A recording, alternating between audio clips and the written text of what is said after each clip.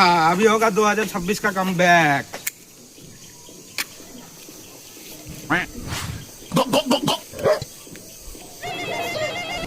Hello, আমি kidnapper বলছি হেমেশ, তোর ছেলে আমার কাছে আছে। সে আগে খারাপ জিনিস খাওয়াইস না আর পাতলা বায়না হয়। তোর ছেলেকে পিকনিক করতে নিয়ে এসেছি বে। তোর ছেলেকে কিডন্যাপ করেছি। আচ্ছা, ভয়ানকের আরেক নাম হেমেশ। ও তোমার নাম কি তাহলে? কেন হেমেশ? এখনই তো বললা ভয়ানকের নাম হিমেশ। আমি তো ভয়ানক তুমি তো কিডন্যাপার। না, আমি বোকাচোদা। হ্যাঁ, তুই তো ঠিক বলেছিস।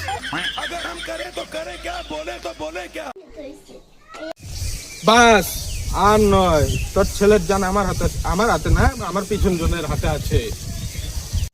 তোমার কাছে কি কিডন্যাপ করা ছেলে পেলে আছে? হ্যাঁ আছে।